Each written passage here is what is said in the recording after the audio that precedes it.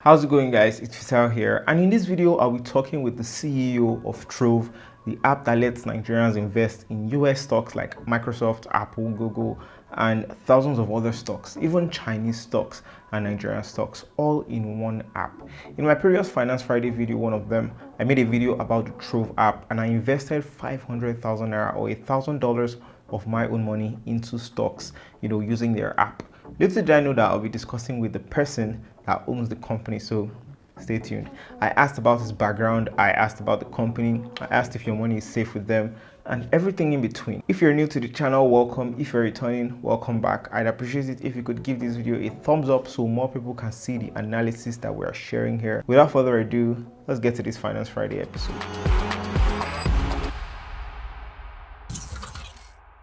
First of all, thank you for the interview. Thank you for the setup. Thanks for having me.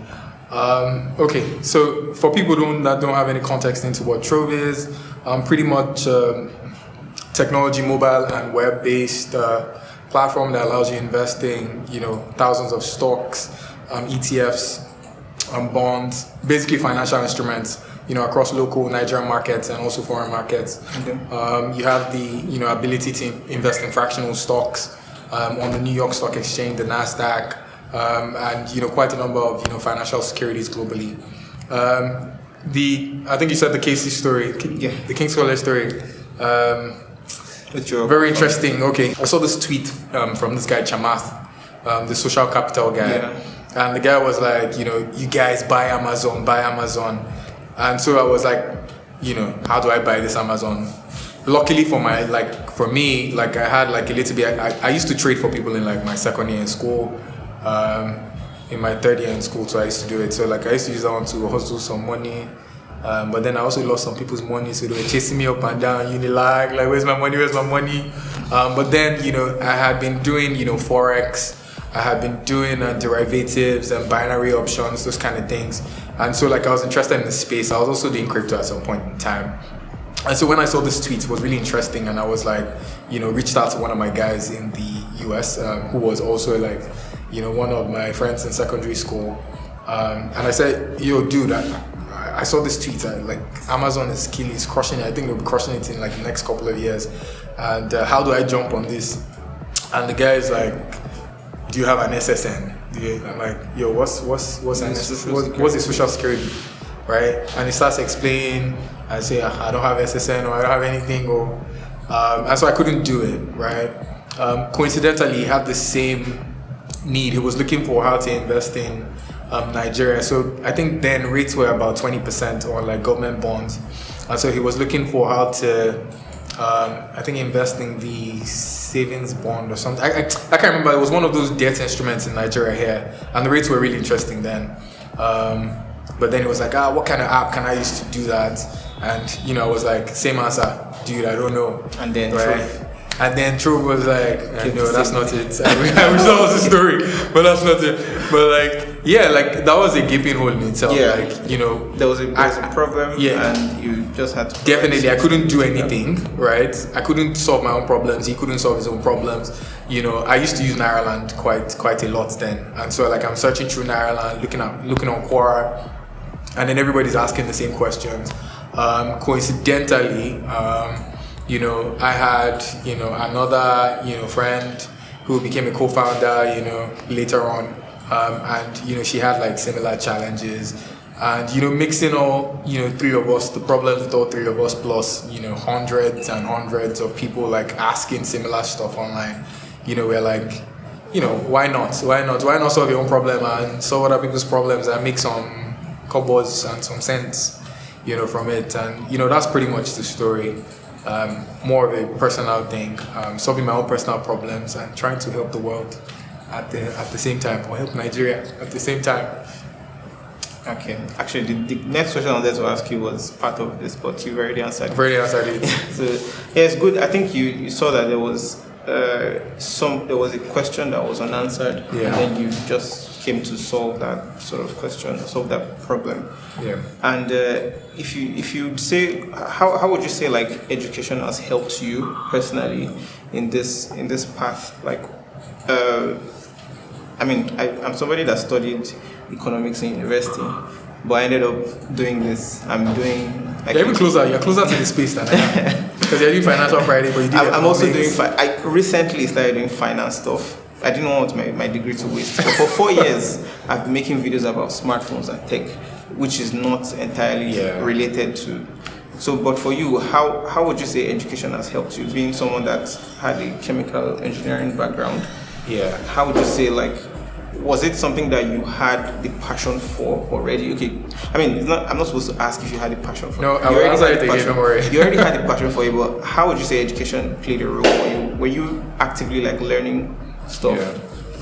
Okay, so I know everybody likes these stories, like, you know, they say, oh, they started selling shoes when they were 2 or when they were 3, like when they came straight out the womb, they started selling at Alaba or something. But, you know, I personally, I like the concept of money. At the same time, I like the concept of, like, innovation. To an extent, I'm always, like, searching for stuff. And so, like, at a very young age, okay, not very young, and let me not fall into that trap again. But, you know, younger, like my, you know, year 1, year 2, I'm like, how can I make extra $10? How can I make extra, okay, not $10, like 5K or something. Oh no, it was not like 5K then. No. It was like, how much? It was like 2K then. Well, how can I make extra money? We don't want to go into that discussion of the dollar rate. So how could I make extra money? And so, like, I was experimenting with all these different things. You know, and one thing that I just actually gravitated towards was, you know, trading to some extent. You know, I feel like banking, like finance, economics was like, you know, something that if I were to go to school again, I'll do. But, you know, somehow I didn't do it. So I was always interested in that kind of stuff. And I'll say education played a huge role because, you know, you won't be enlightened, you know, if you're not, I won't say, you know, there are different kinds of education out there. I won't say formal per se, but like if you're not enlightened as a human being, then you cannot even, you won't even be aware of like what's happening around you. And you wouldn't be able to harness like all of the opportunities that exist around you. Also, I think like a big part of, you know, education in itself is not the degree.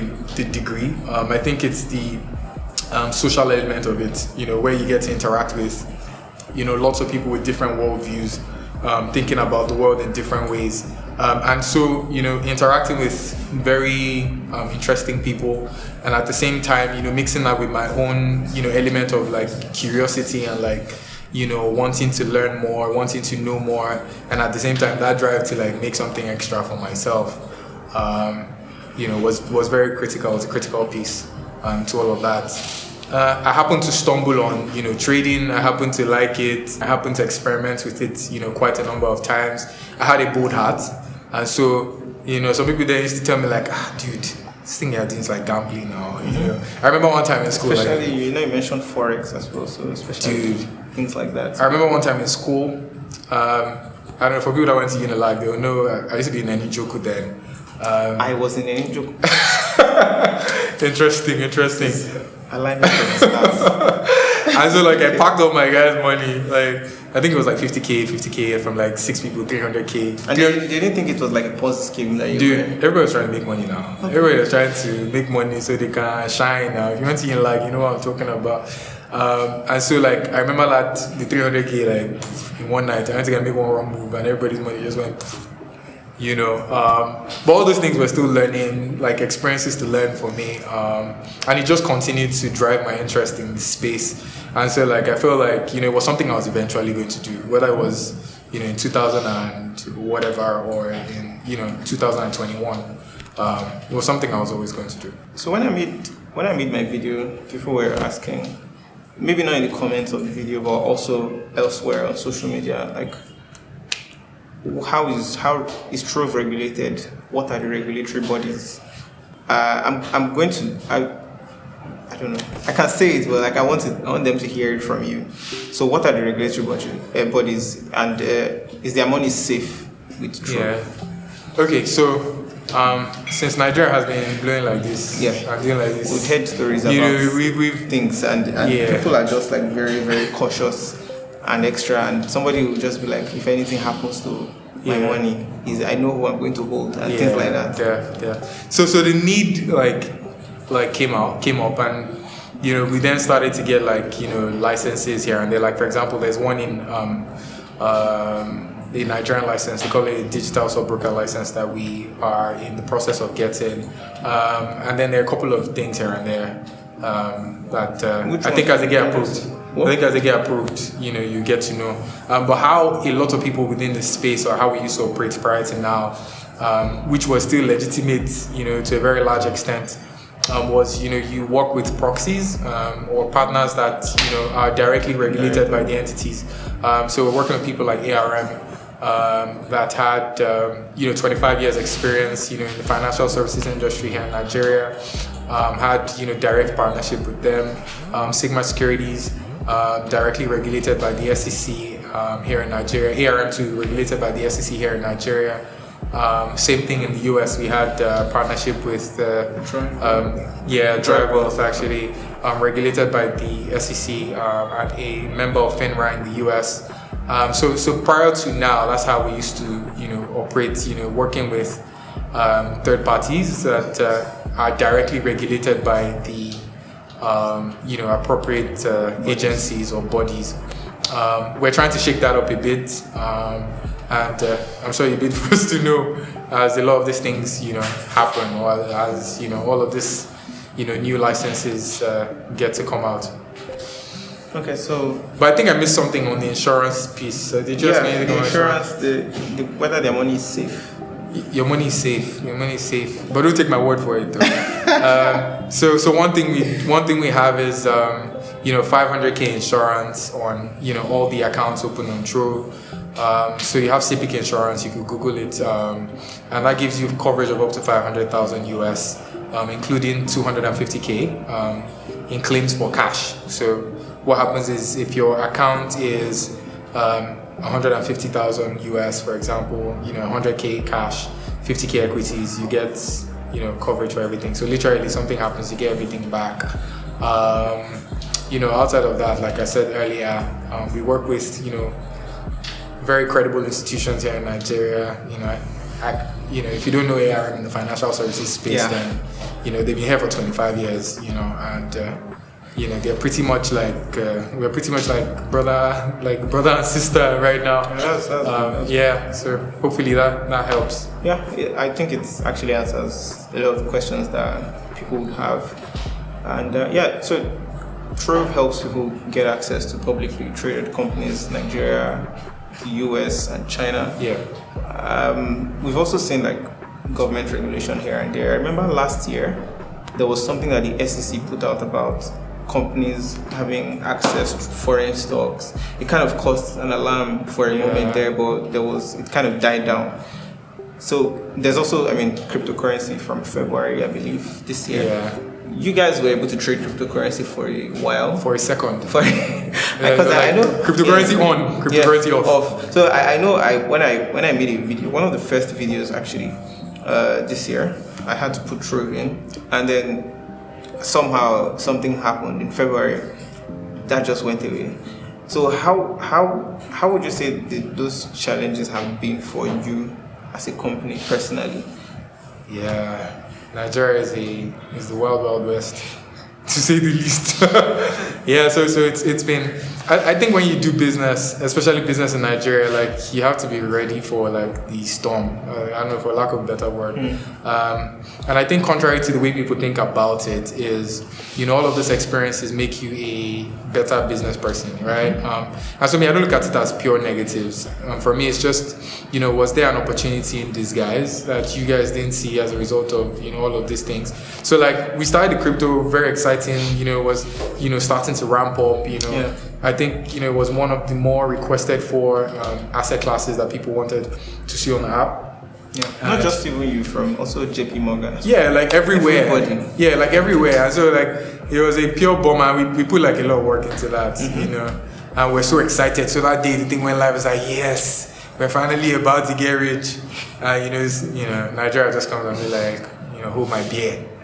This question is not part of this, but what do you think about the government's move. I've seen two different statements now that they want to make a digital coin for Nigeria. What do you think about that? I think they're very. Please, I hope this is not on the record. Okay. You know what? You gotta come and send me memo tomorrow. No problem. I made a video about it and I kind of gave my own opinion. Okay. But yeah, we're going to leave the colorful thoughts out for now. So, what is the future of Trove? What do you think we should be expecting? What do you think people should be expecting from Trove? Yeah. Obviously, apart from consistency, delivering the kind of valuable service that you already do, what else should we be expecting? Everything great, everything amazing, everything. Okay, sorry, let me not be a snake oil salesman. What do you call them? yeah. But like, so in terms of one thing is like, I don't think people are most interested, or part of the things people are interested in is like, how can I understand this thing? How can I hack this investment thing a little more? And so, one of the things we're like heavily invested in is like education, right? And so like in the next, 30, 60, 90 days, expect to see, much more, interactive type of content, much more educational type content. On the app? Yeah, on the app, on the web, like, video, like different, like when I say content, I just mean like, it doesn't have to be confined or restricted to one type of, it doesn't have to be audio or video, just a plethora of like different things that can help you along, like, while you're, growing as an investor. That's one thing we're heavily focused on. So you see quite a lot of that over the next couple of weeks, months. Another thing is like just expanding the asset classes. I think one of the reasons why we set up Trove in the first place was, I didn't feel like as an African I needed to be, I won't say marginalized or restricted in any way. Like, why can't I invest like, the same way Caucasian, a 22-year-old Caucasian in, the US would invest in anything, or someone in Europe or something, right? So for us, it's like investment without borders. So irrespective of where you live, irrespective of your skin color, you should be able to invest in what you want to invest in and, maximize. So for us, it's, how can we, widen the number of investment options available to people, asset classes available to people. Obviously, it won't go outside of like the financial type space, but just pretty much, an increased number of like financial assets. Right now we have thousands, but is it possible to take that to 20,000? Is it possible to segment in a way that people can invest in whatever they want to invest in? And with the same ease and comfort, that a mobile app or a web platform actually allows. Any plans to move to not move, but expand to other countries, other African countries? Definitely. You don't want to talk about it yet? Definitely. You just see an email, Tomi from Trove. Trove is in Uganda, Kenya, South Africa, Israel, everywhere. Thank you so much. This has been Fisayo and Tomi Solanke from Trove, the popular Tomi from Trove. So thank you for your time, and without further ado, we're done. The link to download the app will be in the description of this video, so do like and subscribe.